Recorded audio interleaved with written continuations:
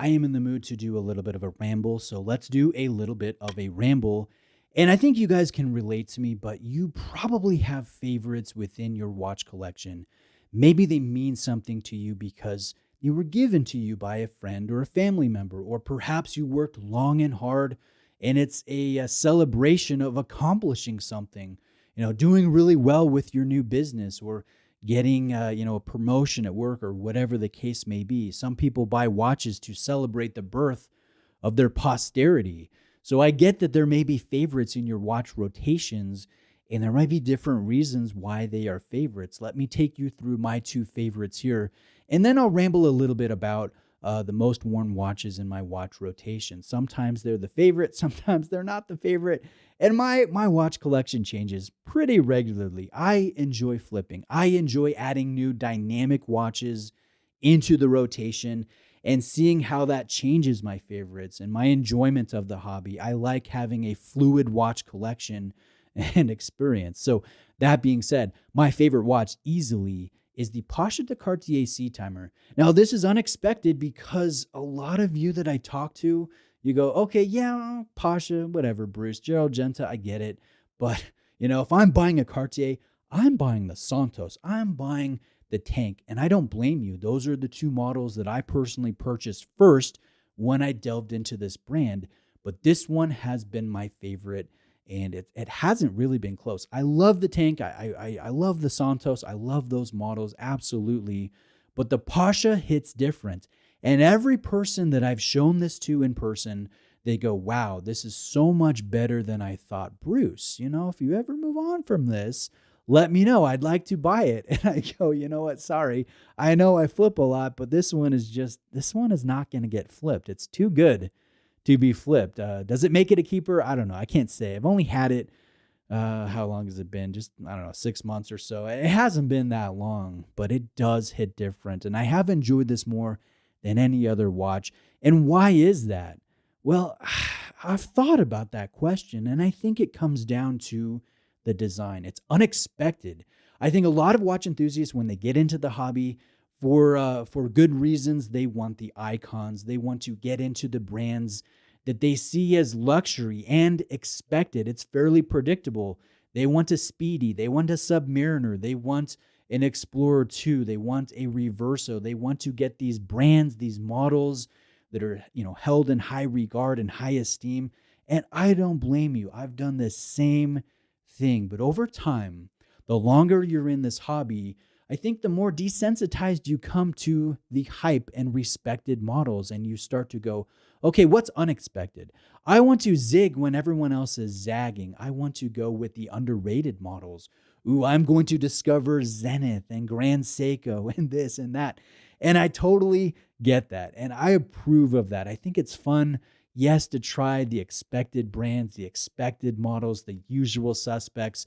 But I have more fun with the unusual suspects, the off the beaten path watches, the ones that you really don't think about, that maybe don't register when you're considering your next purchase, but they hit different in person. And that is Cartier. That is the Pasha de Cartier.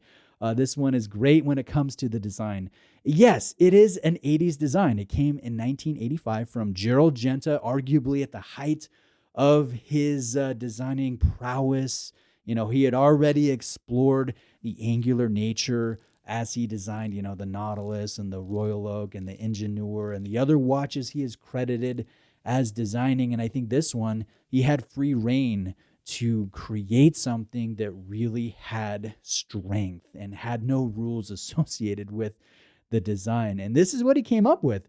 Very circular. In fact, a celebration of the marriage of the circle and the square. This is surprisingly hefty, and it is very unexpected for Cartier. You will not see a silver dial here. You will not see a blue spinal in the crown, and you will not see Roman numerals. What you will see is elegance. This looks great on, a shirt and tie, that type of situation, but it looks even awesomer with jeans and a t-shirt, or dare I say camo shorts and sneakers. Like this watch, it goes in any situation, whether it's elegant and dressy or more casual and sporty. It has the water resistance.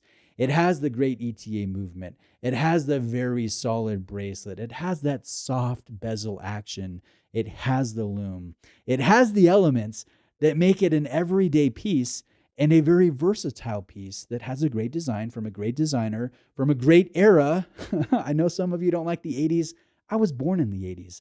This watch was meant for me. Now let's talk about the next one that is the most worn in my watch collection. And this one is a Breitling. It is the Datura 42. This is a triple date moon phase chronograph, a complete calendar, and it is very unexpected for Breitling. When you think Breitling, you're probably thinking of Super Ocean and Avenger and Navitimer and Chronomat. You're thinking about the Aerospace Evo, and you're thinking about, very sporty, bold, brash watches that have some bling and presence. And this watch is not that. This has presence, absolutely. This is a fairly substantial watch when it comes to the size and how it fits on wrist, but it is so elegant and sophisticated with the combination of complications, with the old font, with the traditional nature of the design that has its roots back in the 1940s. In fact, I've heard watch enthusiasts say, "Well, Bruce, that's just a cheap Patek. It's a crass Breitling variation of a refined Patek, and it's never going to come close to what you can buy from Patek Philippe." And I was talking actually with my Patek authorized dealer here in Utah, and the sales associate told me that this design, this Datura 42 with the copper dial, this configuration actually predates the Breitling that everybody thinks about. So technically, the Patek is the homage to the Datura, which I find rather ironic and comical. But, it's not about who did what first. It is how well this brand executed this design, and they did such a great job. I've owned multiple Breitlings. I'm a huge fan of Breitling. If I had to pick one favorite brand, it would probably be Breitling at the moment. And this one is just done at the next level in terms of the finish and the detail and just the execution here. It is so exquisite and proportional and sophisticated and satisfying with presence, right? You're getting a chronograph, an automatic chronograph.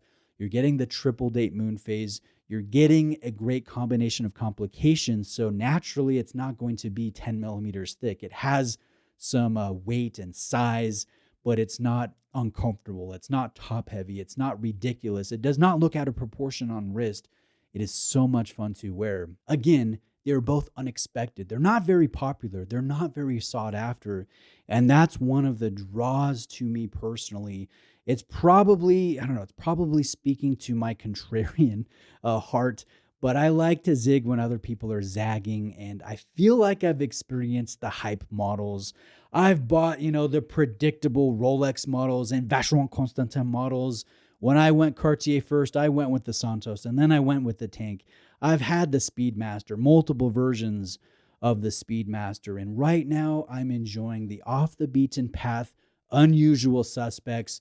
And these two, they're the most worn watches in the collection, and I couldn't be happier about it. And I am excited to change the dynamic and add to this duo. What could I improve here with my top two favorites? Could I add another that becomes a trio of unexpected favorites? I'm thinking about that. And what could that be? Would that be precious metal? Would that be a different type of complication? What would that entail? I have a buddy that told me, "Bruce, you have C for Cartier, you have B for Breitling, you need A.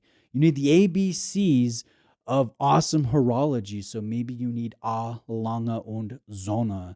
And you know what? That could be pretty dang cool. So let me know if you can relate to me. Do you have favorites? Do they change? Are they unexpected? Or do you like the predictable watches, the icons? There is certainly nothing wrong with going after icons. I think as long as you're going after the watches you feel you would enjoy the most, whether they're popular and you post them on social media every Tuesday or not, that's the best thing to do. So tell me if you can relate to my ramble and what you think of my most two worn and beloved watches, my current favorites that are unexpected, I think, for various reasons. So thanks for watching today. I really appreciate it. I hope you have a great day. I'll see you next time.